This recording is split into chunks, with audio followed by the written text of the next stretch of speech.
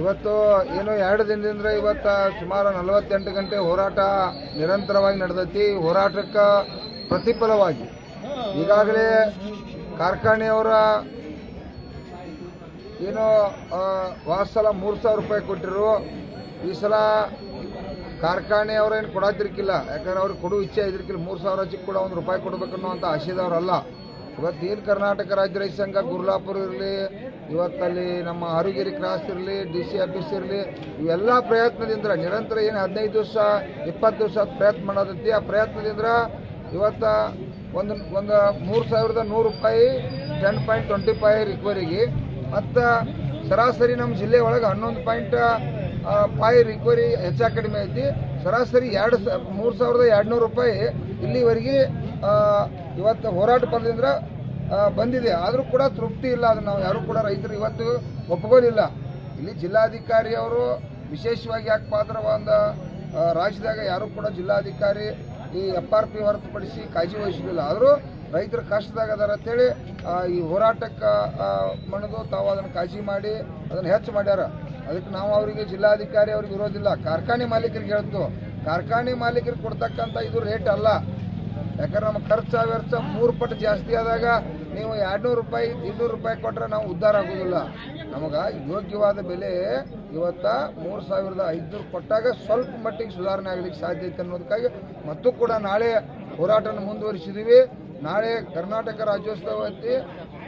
ಅದಕ್ಕಾಗಿ ನಾಳೆ ಲಕ್ಷಾಂತರ ಜನ ಇವತ್ತು ರೈತರು ಎಲ್ಲ ಕನ್ನಡ ಪರ ಸಂಘಟನೆಗಳು ಕೂಡ ಎಲ್ಲರೂ ಕೂಡಿ ಇದೊಂದು ವಿಜೃಂಭಣೆ ಉತ್ಸವವನ್ನು ಇಲ್ಲಿ ನಾವು ಗುರ್ಲಾಪುರ ಸರ್ಕಲ್ದಲ್ಲಿ ಮಾಡಬೇಕಂತೇಳಿ ಈಗಾಗಲೇ ನಾವು ನಿರ್ಣಯ ಮಾಡಿದ್ದೀವಿ. ಇವತ್ತು ಸರ್ಕಾರ ಕೂಡ ಚಿಂತನೆ ಮಾಡಬೇಕು. ಕಬ್ಬು ಬೆಳೆಗಾರರಿಗೆ ರಕ್ಷಣೆ ಇಲ್ಲ. ಇವತ್ತು ರಸ್ತೆ ಮೇಲೆ ಕರ್ನಾಟಕ ರಾಜ್ಯೋತ್ಸವವನ್ನು ಕೂಡ ಆಚರಣೆ ಮಾಡಿರೋಂಥ ಕಾರ್ಖಾನೆ ಮಾಲೀಕರು ನೋಡಬೇಕು, ಸರ್ಕಾರ ನೋಡ್ಬೇಕಂತೇಳಿ ದಯವಿಟ್ಟು ಕಬ್ಬು ಬೆಳೆಗಾರರಲ್ಲಿ ಇಡೀ ನಮ್ಮ ಬೆಳಗಾವಿ, ಬಾಗಲಕೋಟೆ, ಬಿಜಾಪುರ ಏನು ಇವತ್ತೆಲ್ಲ ತಾಲೂಕುಗಳು ಬರ್ತಾವೆ, ಎಲ್ಲ ಕಬ್ಬು ಬೆಳೆಗಾರರಲ್ಲಿ ಕೈ ಮುಗಿದು ವಿನಂತಿಯನ್ನು ಮಾಡ್ತಾ ಇದ್ದೀನಿ. ತಾವು ಲಕ್ಷಾಂತರ ಸಂಖ್ಯೆಯಲ್ಲಿ ನಾಳೆ ಭಾಗವಹಿಸಲೇಬೇಕು. ಕನ್ನಡ ರಾಜ್ಯೋತ್ಸವ ಕೂಡ ಇಡೀ ನಾಡಿನ ಜನತೆಗೆ ಶುಭಾಶಯಗಳು ಕೂಡ ಹೇಳ್ತೀವಿ. ಅದೇ ರೀತಿಯಾಗಿ ಇವತ್ತು ಕಾರ್ಖಾನೆ ಮೇಲೆ ಕೂಡ ಪರಿಣಾಮ ಬಿದ್ದು ಇವತ್ತು ಜಿಲ್ಲೆಯಲ್ಲಿ ಎಲ್ಲ ಕಾರ್ಖಾನೆಗಳನ್ನು ಕೂಡ ಬಂದಿಟ್ಟಿದ್ದೀವಿ. ಇವತ್ತು ಪ್ರಭಾಕರ್ ಕೋರೆ ಅವರು 3 ಕಾರ್ಖಾನೆ ಪ್ರಾರಂಭ ಮಾಡತ್ತಾರೆ, ಕಟಾವು ಕೊಟ್ಟಿರ.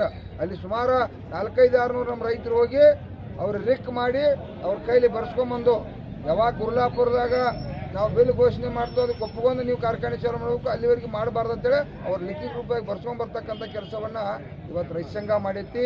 ಅದಕ್ಕಾಗಿ ದಯವಿಟ್ಟು ನಾಳೆ ಲಕ್ಷ ಸಂಖ್ಯೆಯಲ್ಲಿ ತಾವೆಲ್ಲರೂ ಭಾಗವಹಿಸಬೇಕಂತ ತಮ್ಮಲ್ಲಿ ವಿನಂತಿ ಮಾಡ್ತೀವಿ. ಮತ್ತು ಜಿಲ್ಲಾ ಉಸ್ತುವಾರಿ ಸಚಿವರು ಮತ್ತು ಇವರ ಶಿವಾನಂದ ಪಾಟೀಲ್ ಅವರು ಏನು ಸ್ಪಂದಿಸಲಿಲ್ಲ ಇವಾಗ 2 ದಿನ ಜಿಲ್ಲಾ ಉಸ್ತುವಾರಿಯವರು 2 ದಿನ ಆದ ನಾವು ಬರಲೇಬೇಕಂತ ದಿವಸ ಹೋಗ್ಕೋತಿಲ್ಲ. ತಾವು ನೋಡ್ತಾ ಇದ್ದೀರಿ. ಅವ್ರು ಸ್ಪಂದಿಸಬೇಕಾದದ್ದು ಅವ್ರ ಕರ್ತವ್ಯ. ಅವ್ರು ಬರದೇ ಇರ್ತಕ್ಕಂಥದ್ದು ಅವ್ರಿಗೆ ಅದ ಇಚ್ಛೆ. ಅದು ನಾಳೆ ಕೂಡ ಆಯ್ತು. ನಾಳೆ 1 ಲಕ್ಷ ಜನ ರಾಜ್ಯೋತ್ಸವಸ್ಥರ ನಾಳೆ ಕೂಡ ಬರಲಿ, ಸ್ವಾಗತ ಮಾಡ್ತು, ಕಬ್ಬಿನ ಬಿಲ್ ಘೋಷಣೆ ಮಾಡಲಿ.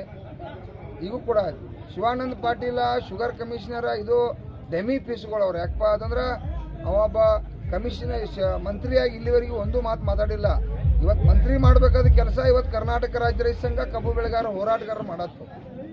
ಕಬ್ಬಿನ ಬೆಲೆಯನ್ನು ನಾವು ಘೋಷಣೆ ಮಾಡತ್ತು, ನಾವು ಬೆನ್ನೈತಿ ಹೋರಾಟ ಮಾಡೋದು. ಮತ್ತು ಕಮಿಷನರ್ ಎದಕ್ಕೆ ಬೇಕು, ಮತ್ತು ಶಿವಾನಂದ ಪಾಟೀಲ್ ಎದಕ್ಕೆ ಬೇಕು? ಅದಕ್ಕಾಗಿ ರಾಜ್ಯದ ಮುಖ್ಯಮಂತ್ರಿಗೆ ಒತ್ತಾಯ ಮಾಡ್ತೀವಿ. ಈ ಕಮಿಷನರ ಮತ್ತು ಶುಗರ್ ಇಲಾಖೆ ಯಾವಾಗಿದ್ರು ಶುಗರ್ ಲಾಬಿಗೆ ಮಣದು ಬಿಡ್ತಾರೆ ಇವರು. ಅದಕ್ಕಾಗಿ ಅದಕ್ಕೆ ಯಾಕೆ ಒಂದು 4-5 ಕೋಟಿ ರೂಪಾಯಿ ವೇಸ್ಟ್ ಹಾಳು ಮಾಡ್ತೀರಿ? ಅದನ್ನು ಡೆಮೊಲಿಷನ್ ಮಾಡಿಬಿಟ್ಟು ಬಿಡ್ರಿ. ನಾವು ನೋಡ್ಕೋತು ಕಬ್ಬು ಬೆಳೆಗಾರ ಅದಕ್ಕೆ ರೆಡಿ ಆಗಿದ್ದು.